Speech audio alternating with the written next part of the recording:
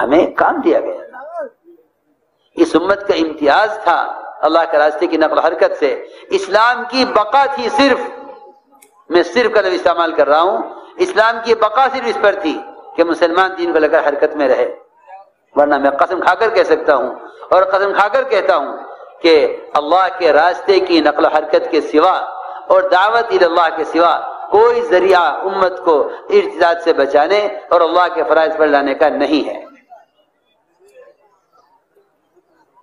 جتنے بھی دین کے شعبوں میں افراد تیار کیے جا رہے ہیں وہ کیے اسی لیے جا رہے تھے۔ مدینہ منورہ یہ اسلام کا مدرسہ اس لیے نہیں تھا کہ یہاں سے فارغ ہو کر بیٹھ جائیں، بلکہ اسلام کا مدرسہ اس لیے تھا کہ اس مدرسے سے نکل کر تمہارا کوئی کام نہیں ہوگا سوائے اس کے کہ تم ملکوں میں علاقوں میں اس علم کو لے کر پھرو۔ میرے دوستو عزیزو، اگر یہ قسم کھا کر کہا جائے کہ ارتداد سے امت کو روکنے کا کوئی حل اور کوئی علاج نہیں ہے سوائے نقل و حرکت کے، تو اس بات کو سمجھنے کے لیے ہمیں سب سے پہلے غور کرنا پڑے گا کہ ابوبکر صدیق رضی اللہ تعالیٰ عنہ نے زکوٰۃ روکنے والوں سے مقابلے کے لیے مدینے کو خالی کرنا طے کر لیا۔ حضرت عمر رضی اللہ تعالیٰ نے عرض کیا کہ آپ ان سے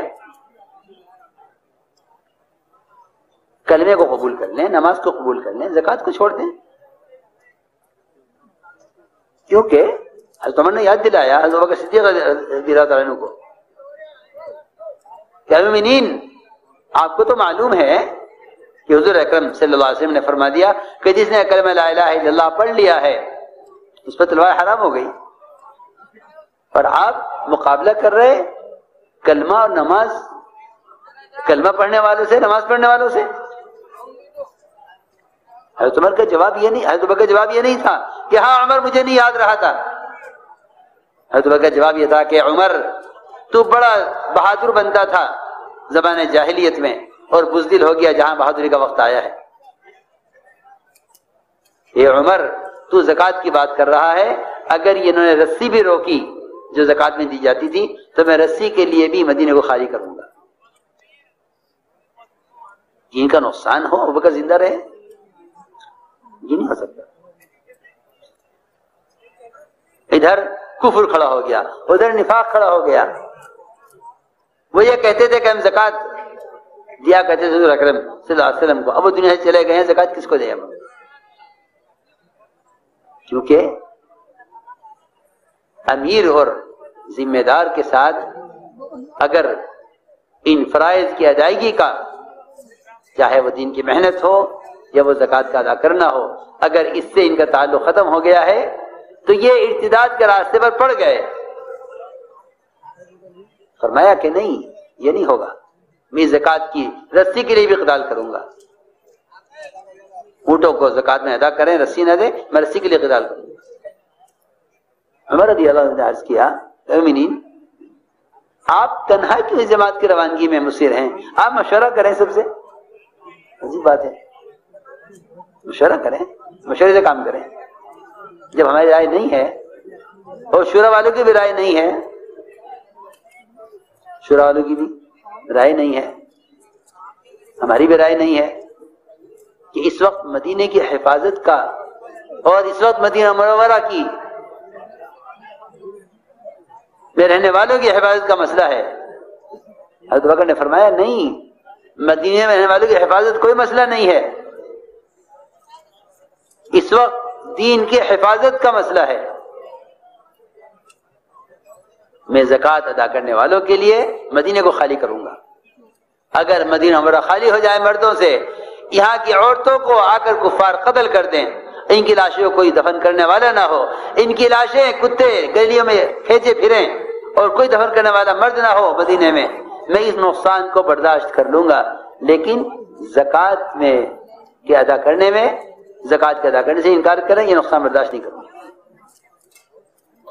میں حضرت عمر کی بات عرض کر رہا تھا کہ حضرت عمر نے عرض کیا حضرت ابوبکر رضی اللہ عنہ سے کہ آپ مشورہ کریں۔ حضرت ابوبکر نے فرمایا کہ عمر، منصوصات میں مشورہ نہیں ہے، جس میں اللہ اللہ کے رسول کا حکم ہے نکلنے کا، اسے مشورہ نہیں ہے۔ ہم کتنے مشورے کرتے ہیں کہ بھئی نکلنا ہے، مشورہ کر لوں، مشورہ کر لوں، ادھر امت مرتد ہو رہی ہوگی تو کہ مشورہ کر لوں نکلنے کا۔ ابو بکر نے فرمایا کہ عمر، اللہ کے امر میں مشورہ نہیں ہے، نکلنا اللہ کا امر ہے، پکی بات ہے۔ انفروا خفافا وثقالا، نکلو اللہ کے راستے میں، تم جس حال میں بھی ہو نکلو۔ اس لیے صحابہ کرام نے نقل و حرکت میں کسی عذر کو چھوڑا نہیں جس عذر کے ساتھ نہ نکلے ہوں، اس لیے کہ اعذار کے ساتھ نکلنا یہی اصل مجاہدہ ہے۔ اگر کوئی عذر نہیں ہے، فرماتے تھے کوئی عذر نہیں ہے، کوئی عذر ہی نہیں ہے تو نکلنا کیا مجاہدہ ہے؟ اور کسی عذر کے نہ ہوتے ہوئے نہ نکلنا، یہ تو سب سے بڑا جرم ہے۔ کوئی عذر نہیں ہے اور نہیں نکلے، یہ تو سب سے بڑا جرم ہے۔ مولانا صاحب فرماتے تھے، سنو حضرت کا ملفوظ، اللہ کے راستے میں نکلنے میں تاخیر کرنا موجب عذاب ہے۔ اللہ کے راستے میں نکلنے میں تاخیر کرنا موجب عذاب ہے۔ اللہ کا عذاب آ جائے گا اگر تم نہ نکلے۔ کیوں؟ اس لیے کہ امر معروف و نہی منکر، جو اس نقل و حرکت سے جو امر معروف و نہی منکر کے فریضے کی ادائیگی ادا کرنے کا جو اصل طریقہ ہے دعوت، اگر اس فریضے کا ادا نہیں کرو گے تو کیا آپ حدیث نہیں پڑھتے بار بار کہ اگر اس امت نے بھلائی کا حکم کرنا چھوڑ دیا، برائی سے روکنا چھوڑ دیا تو اللہ تعالیٰ ان پر عذاب لائیں گے، اور اس عذاب کو اگر مقبول، وہ لوگ جن کی دعائیں مقبول ہیں وہ بھی اگر چاہیں گے عذاب ہٹ جائے تو ہٹنے والا نہیں ہے۔ آپ پڑھتے نہیں روایتیں، اس نے فرمایا تھا کہ ان کی دعائیں قبول نہیں کی جائیں گی، یہ وحی کی برکات سے محروم کیے جائیں گے، اور اگر انہوں نے اس کشتی میں سوراخ کرنے والوں کو نہ روکا تو اس کشتی کے وہ عابد اور زاہد جو کبھی اللہ کی یاد سے غافل نہیں ہوئے، ان کے باوجود، ان کے ہوتے ہوئے اس کشتی کو، یہ کشتی ڈوبے گی اور یہ اس غرق ہونے سے بچ نہیں سکیں گے۔ کیوں؟ اس لیے کہ انہوں نے منکر کرنے والوں کو خود جا کر نہیں پکڑا اور ان کے ہاتھ نہیں پکڑے۔ میرے دوستو عزیزوں، یہاں جو کشتی کا سوراخ بتایا گیا ہے یہ وہ منکرات کے ماحول ہیں جس منکر کے ماحول سے عذاب آ رہا ہے۔ اس عذاب کو روکنے کا ایک ہی راستہ تھا کہ تم نقل و حرکت کے ذریعے امت کو معروفات کی طرف لے آؤ تاکہ یہ عذاب اللہ کی طرف سے عذاب ہٹا دیا جائے۔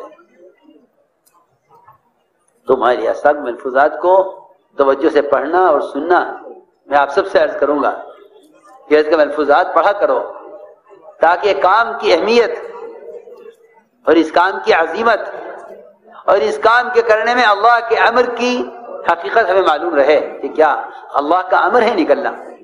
تبلیغ میں پھرنا صرف دین سیکھنے کا مدرسہ نہیں ہے، یہ تو غلط خیال ہے لوگوں کا کہ یہ مدرسہ ہے دین سیکھنے کے لیے، ایسا نہیں ہے، بلکہ دین کو قائم رکھنے کی نقل حرکت اور محنت ہے، جس میں بے شک نئے نکلنے والوں کے لیے تبلیغ کا ابتدائی درجہ ہے یہ کہ یہ اس میں نکل کر جانے والوں کے ساتھ رہ کر نماز بھی سیکھیں، فرائض بھی سیکھیں، مسائل بھی سیکھیں، ٹھیک ہے، لیکن یہ خروج کا منتہا نہیں ہے، یہ خروج کا اصل مقصد نہیں ہے۔ آپ سوچئے نا، سارا علم مدینے میں، سارے علماء مدینے میں، سید المحدثین مدینے میں، سید العلماء معاذ بن جبل مدینے میں، سید القضاة علی بن طالب مدینے میں، سید المحدثین ابو ہریرہ مدینے میں، لیکن ان سب کو باہر نکالا جا رہا ہے کس لیے؟ کہ جاؤ اور جا کر اس محنت کے ذریعے ماحول کو بدلو۔ میں نے عرض کیا کہ عمر رضی اللہ تعالیٰ عنہ روکنا چاہتے تھے، ابو بکر نکالنا چاہتے تھے جماعت کو، لیکن پھر فرمایا عمر رضی اللہ تعالیٰ عنہ نے کہ اگر اس دن ابو بکر صدیق رضی اللہ عنہ اس جماعت کے روانہ کرنے پر نہ اڑتے تو فرمایا عمر رضی اللہ تعالیٰ عنہ کہ امت مرتد ہو چکی تھی، میں اس پر ایک بات عرض کرنا چاہتا ہوں. وہاں تو کلمہ نماز کی پابندی کرنے والے، آپ پر ایمان لانے والے صحابہ آپ پر ایمان لا چکے ہیں، آپ پر ایمان لا چکے ہیں. اگر وہ زکوٰۃ کے بارے میں شک میں پڑ گئے، تردد میں، تو وہ اس زکوٰۃ کے لیے مدینے کو خالی کر رہے ہیں. اس زمانے میں مسلمان لا تعداد بے شمار کلمے کا الفاظ سے واقف نہیں ہے، نماز کی فرضیت سے واقف نہیں ہے. تو اب اندازہ کیا جائے کہ جب اس زمانے میں کلمہ نماز کے ہوتے ہوئے صرف زکوٰۃ کے لیے مدینے کو خالی کرنا چاہتے تھے ابوبکر رضی اللہ عنہ، تو اس زمانے میں جب کلمہ اور نماز بھی نہیں ہے تو پھر نکلنے کا حکم اس زمانے کا حکم سے زیادہ اہم ہوگا یا نہیں ہوگا؟ بتاؤ. یہ تو سب اپنے اپنے خیالات ہیں کہ وہ تو قتال کے لیے نکلنا ہوتا تھا. نہیں، ایسا نہیں ہے. خروج اور نفر اقامت دین کے لیے ہے، اعلاء کلمت اللہ کے لیے ہے.